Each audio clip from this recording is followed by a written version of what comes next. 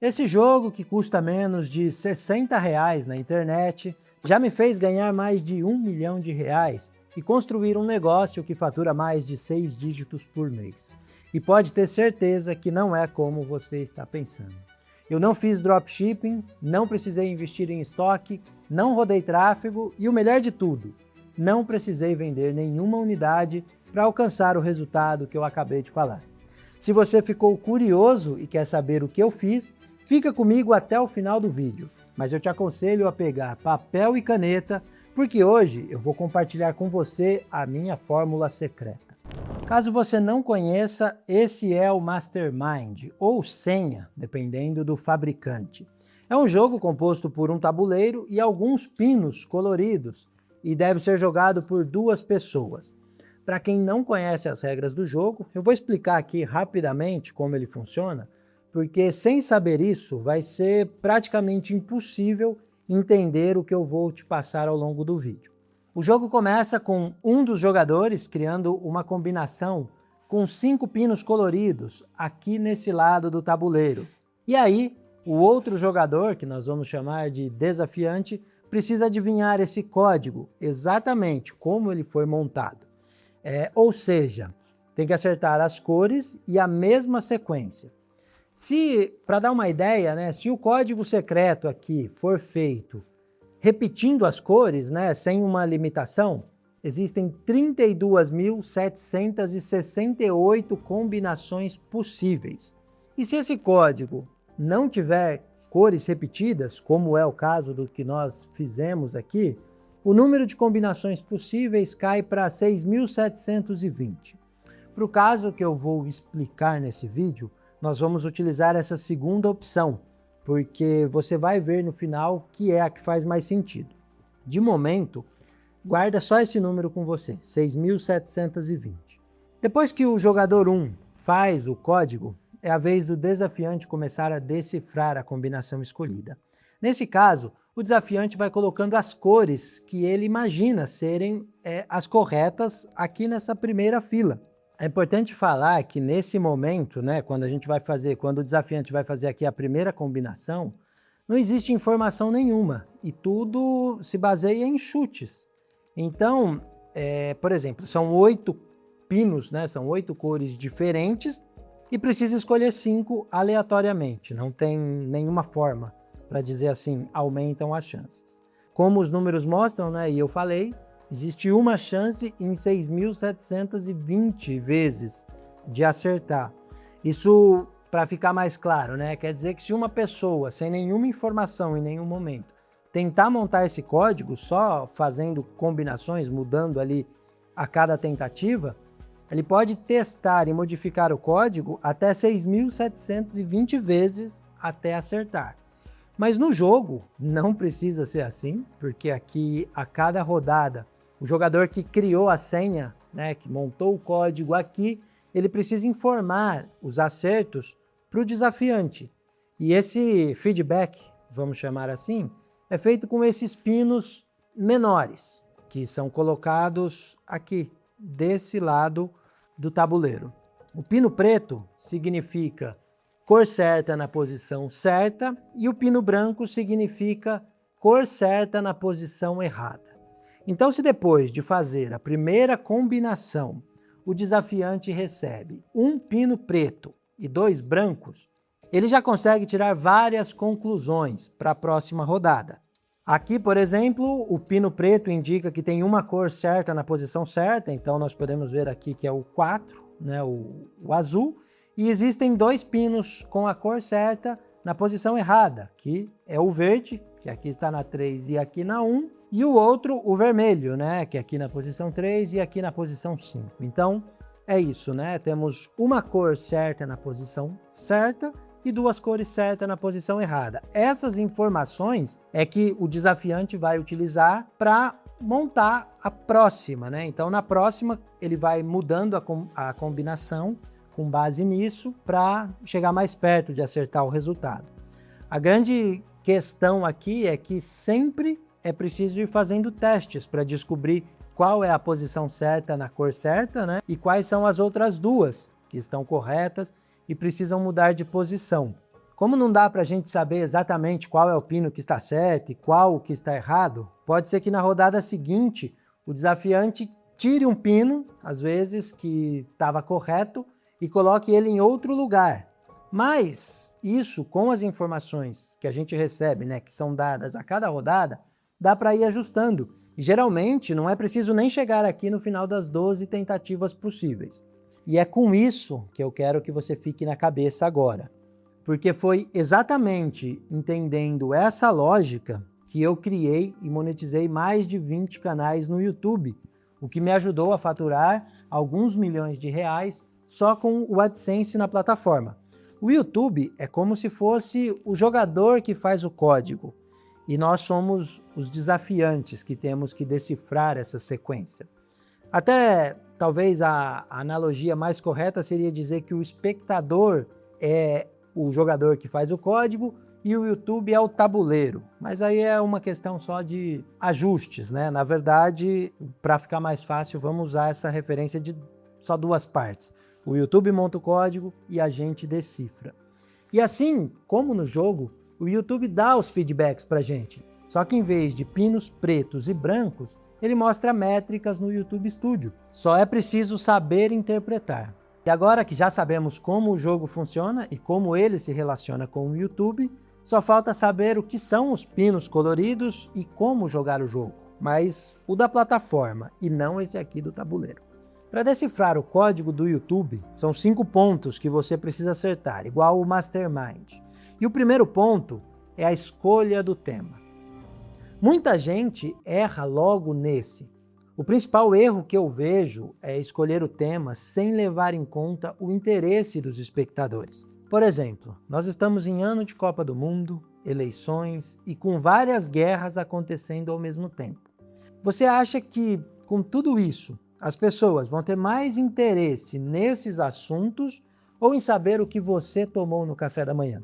E não me leve a mal, mas se você está começando, as pessoas não vão se interessar por você, igual não se interessam por mim.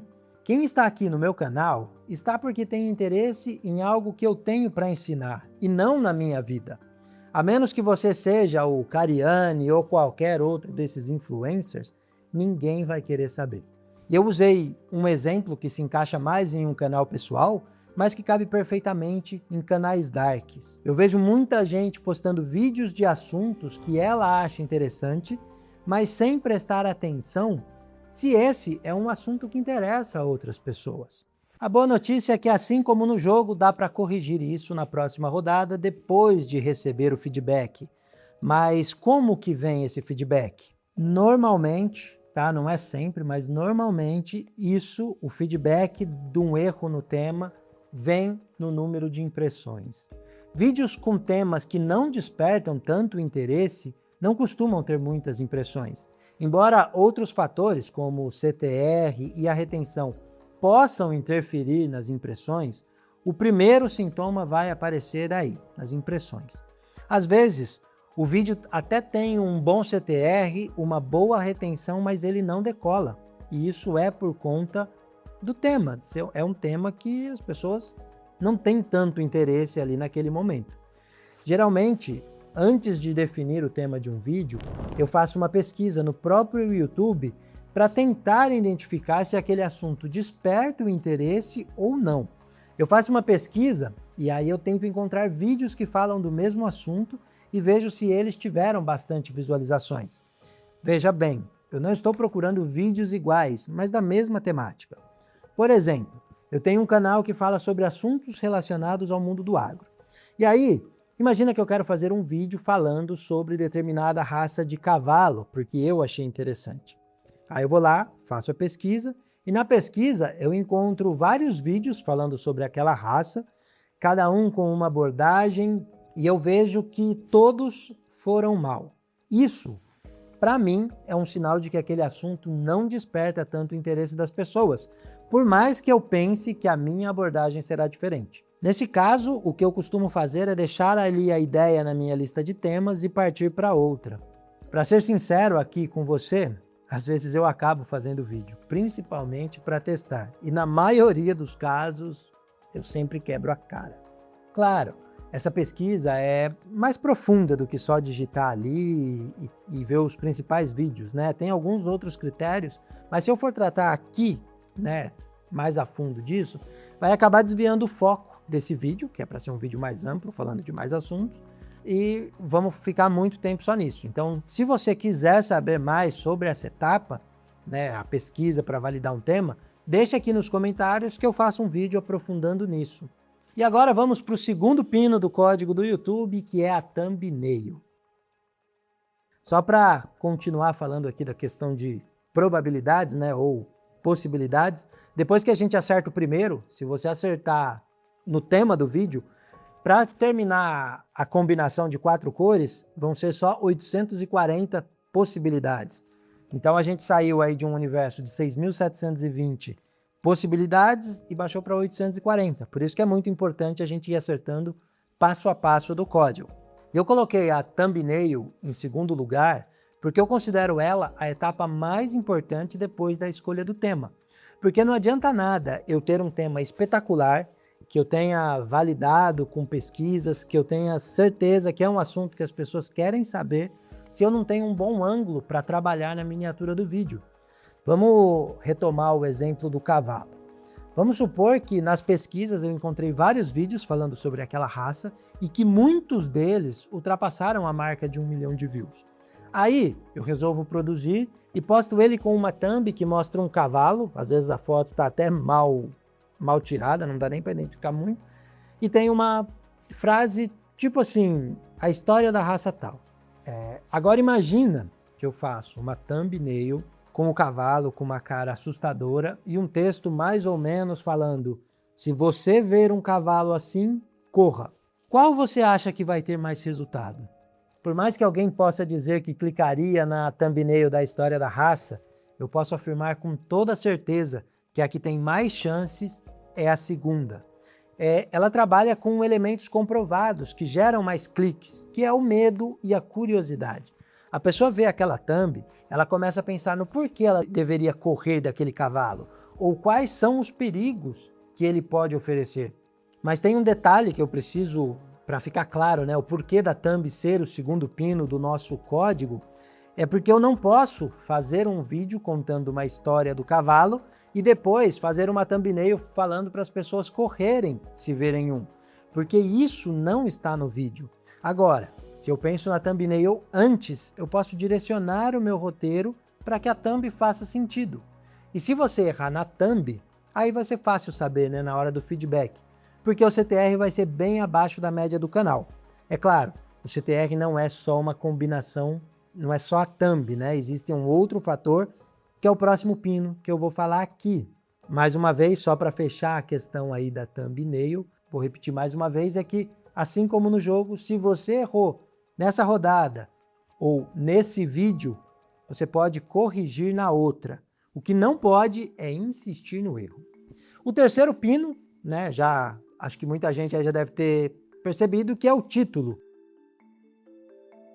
E o título tem uma situação muito parecida com a thumbnail. Não adianta nada ter um tema interessante se o título não é capaz de despertar a curiosidade nos espectadores. Títulos mais literais, como A Vida do Barão de Mauá, por exemplo, eles não vão gerar tantos cliques como um título assim, ó, O Empresário que Desafiou o Imperador e Perdeu Toda a Sua Fortuna. E isso, mais uma vez, tem que ser definido antes de começar a produzir o conteúdo, porque basicamente é o que vai te dar o caminho que você deve seguir no vídeo. Assim como na thumbnail, não adianta nada a gente fazer o vídeo de um jeito e a thumbnail, para ser chamativa, não ter nenhuma relação com o vídeo, o mesmo vale para o título. E nas várias conversas que eu tenho com outros criadores, eu percebo que muita gente deixa para pensar no título depois do vídeo pronto. Quando você tem mais experiência, isso já deixa de ser um problema, porque você já tem uma ideia do que funciona e às vezes até consegue fazer isso de pensar no título mentalmente.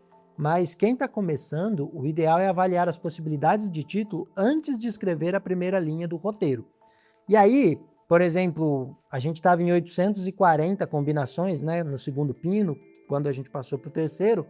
No terceiro, as possibilidades já se reduzem para 120 combinações. Então, se a gente vai acertou na escolha do tema, acertou na thumbnail e acertou no título, para as seguintes decisões, para as seguintes etapas, as possibilidades vão ficando menores, né? E aí, quando chega, por exemplo, no quarto pino, que é o roteiro, as possibilidades já são aí em torno de 24. Em torno não, né? Exatamente 24 probabilidades aqui no jogo. Então, no YouTube, embora numericamente não exista essa mesma relação, mas no YouTube também vai ficando mais fácil decifrar o código da plataforma. E aí não adianta nada acertar bem o tema, a thumbnail, o título, se o seu roteiro está mal feito ou se não entrega o que você prometeu. A retenção, para mim, né, na minha opinião, é um dos fatores mais importantes. Ter ela baixa, ter uma retenção baixa, isso praticamente pode enterrar o seu vídeo.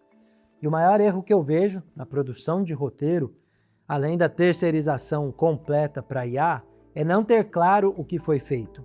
Fazer um roteiro não é só sair escrevendo ou simplesmente começar com uma pergunta porque alguém falou que tem que ter um gancho no começo. É importante você ter uma estratégia para o roteiro como um todo. Antes mesmo de começar o roteiro, defina se ele vai começar com um gancho, se ele vai começar com uma antecipação. Também a gente pode pensar, né, se o roteiro vai ser contínuo, se vai ser dividido em tópicos, se ele vai usar uma estrutura que entrega o mais importante primeiro, ou se ele vai ir criando suspense para fazer uma revelação na parte final. Quando você toma essas decisões de forma consciente, você sabe o que está fazendo e vai saber o que mudar na próxima etapa quando receber o feedback do YouTube. E quando a gente fala em roteiros, é onde a gente mais tem feedback. No YouTube Studio é possível ver o comportamento dos espectadores minuto a minuto. Então você consegue olhar o gráfico e ver em quais momentos as pessoas estão saindo do seu vídeo e assim você pode mudar aquilo no próximo. Se a retenção está baixa muito no começo, você precisa ter claro qual foi a estratégia utilizada nos primeiros segundos para tentar outra diferente no próximo. E o mesmo vale para saídas em outras partes do vídeo. Avalie o que você fez naquela parte em específico, que possa ter feito o público perder o interesse, e tente outra estratégia no próximo. E agora chegamos ao último pino do nosso código, que é a edição. Embora eu considere a edição menos importante que um roteiro para retenção, a edição é muito importante para o resultado final. Por isso, para mim, acertar na edição é parte essencial para decifrar o código do YouTube. Quando eu falo que considero o roteiro mais importante que a edição, eu estou me referindo, por exemplo, a que muitas vezes um bom texto não precisa nem ter edição. É só a gente dar uma olhada para os podcasts, como aquele da Mulher da Casa Abandonada, por exemplo, né? Que foi um podcast que fez muito sucesso somente com áudio. Mas aqui, esquece isso que eu falei, porque aqui é YouTube e precisa de edição e ela é importante. Por isso, você deve se atentar a ela. E como eu já falei em outros vídeos, eu não estou falando de fazer uma edição cinematográfica. Para mim, aonde muita gente erra nesse quesito, é não fazer uma edição condizente do conteúdo. A edição, ela precisa ser feita pensando também no público-alvo e no tipo de conteúdo. Não dá para fazer um conteúdo mais sério com memes atrapalhando a cada 2, 3 minutos ou a cada pouquinho tempo aparece um meme que corta o raciocínio, que mata, sabe, a seriedade do vídeo. Eu vejo vídeos que são feitos para serem assistidos em momentos que a pessoa está tranquila, mas da forma que eles são editados, eles acabam deixando a pessoa nervosa, com tanto corte, com um monte de efeitos sonoros, transições, coisas assim que se a pessoa está tentando descansar, ela acaba até ficando mais nervosa com aquele vídeo, né? E por mais que o seu vídeo seja bom, se desperta essa sensação nela, ela vai acabar deixando o vídeo, ou pelo menos a maior parte dos espectadores vão acabar deixando o vídeo. Então, é importante na edição ter em conta qual é o seu público-alvo e o tipo de conteúdo que você está fazendo na hora de definir o estilo de edição. Geralmente, quando a gente contrata editor novo, é bem comum eles chegarem falando que precisa fazer uma troca de vídeo a cada 5 segundos, ou que precisa colocar muitas transições com sons e essas coisas, né? Só que a maioria se esquece que isso não funciona para tudo. Não é a mesma coisa editar um gameplay para crianças e um documentário para pessoas mais velhas. Com esses 5 critérios, nós definimos 5 elementos que formam o código de sucesso no YouTube. Nós partimos de um leque amplo de 6.720 opções, vamos reduzindo, e aí a gente tem a chance, no final, a cada vídeo, eu diria que cada rodada dessa representa um vídeo que a gente posta. Então, se nesse você identifica que errou no tema, no próximo você trabalha melhor a escolha do tema. Acertei o tema, mas errei a thumbnail, no próximo vou trabalhar melhor a thumbnail, o meu título, o meu roteiro, a minha edição, enfim, acho que com isso vocês conseguiram entender a ideia e a relação. É importante também ressaltar que não adianta mudar tudo, porque se a gente muda tudo, a gente não sabe o que pode ter funcionado ou não. Então é muito importante, rodada a rodada, vídeo por vídeo, a gente avaliar o que a gente postou, pegar o feedback e fazer as alterações para o próximo vídeo. Foi fazendo exatamente assim que eu monetizei dezenas de canais e faturei alguns milhões. 400 mil reais vieram de apenas um canal. E eu falei disso em detalhes nesse vídeo aqui. Se você quiser saber mais, é só clicar e já nos vemos. Muito obrigado por assistir até aqui, abraços e até o próximo vídeo.